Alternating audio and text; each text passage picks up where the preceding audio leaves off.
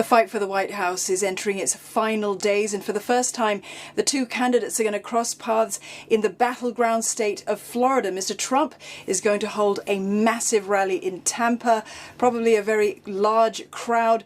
Mr. Biden, on the other hand, will hold his what we've come to know as a socially distanced drive-in rally. That will be just a few hours later in Tampa as well. Now, Florida is a big win for either one of these two men. It has 29 electoral college votes, and the opinion polls show them to be in a statistical dead heat. So it's a very important one for their columns.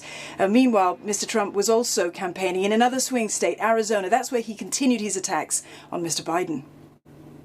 He is the worst candidate ever to run in the history of a presidential election. He is the worst. That's why there's tremendous pressure on me. I wish he was a good candidate. At least if you lost, you could say, hey, you lost to a good candidate. How the hell do you lose to a guy like this? Well, Mr. Biden joined nearly 75 million Americans in voting early in his home state of Delaware. That's where he also spent the day taking briefings from medical experts on COVID-19. I'm not running on the false promise of being able to end this pandemic by flipping a switch. But what I can promise you is this. We will start on day one doing the right things. We'll let science drive our decisions. We will deal honestly with the American people. And we'll never, ever, ever quit. Let's join Simon Marks now right here in Washington, D.C. Good morning, Simon.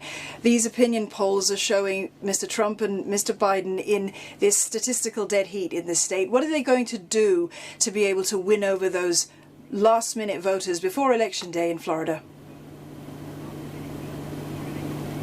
Well, Dawn, I mean, Florida is one of the most crucial states in this American presidential election.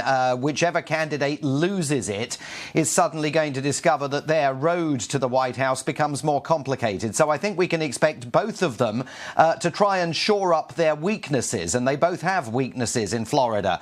President Donald Trump, particularly with seniors and retirees there who have deserted him in droves, according to the opinion polls over the course of the last few weeks, turned off by some of the behavior that he has exhibited on the campaign trail. But Joe Biden's weakness in Florida is with its enormous Latino population, and particularly Cuban Americans who live in Florida, who tend to be more conservative and tend to conclude that a Republican administration will take a tougher line against the communist-led island than the Democrats.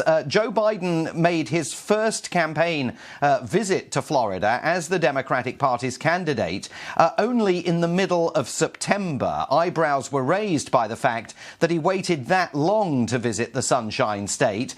Now he finds himself in an absolute neck-and-neck struggle there with President Donald Trump. It is going to be highly contested, a very close outcome in that state on the night, and it is a state that can be a kingmaker in this presidential race.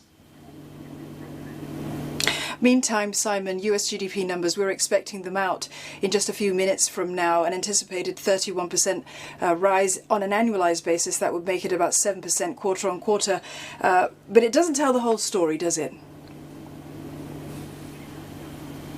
It doesn't tell the whole story, although Donald Trump, I think, will seize upon the story of third quarter GDP here immediately. This will be the final piece of ammunition that he has to point to on the campaign trail to suggest to people that having built a strong economy once, he's now overseeing the rebound of the American economy, what he refers to as the Super V recovery that he's predicting for the United States. So analysts are expecting roughly a 7% improvement over where things were in the second quarter, and they believe that this will point to some kind of a recovery being underway in the United States. But, and it is a huge caveat, we are right on the cusp of a fresh wave of COVID-19 infections all over the United States. Hospital beds filling up, intensive care units filling up, emergency measures being unveiled in various states by several governors, and economic analysts are, of course, course, very worried about the impact of that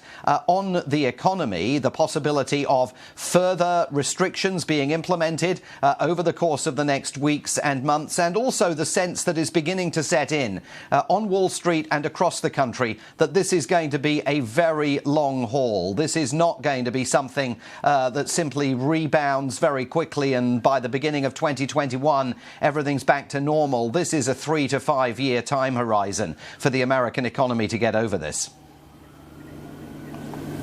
Meantime, Simon, those annualized GDP numbers, they are in fact out now. 33.1% rise in GDP.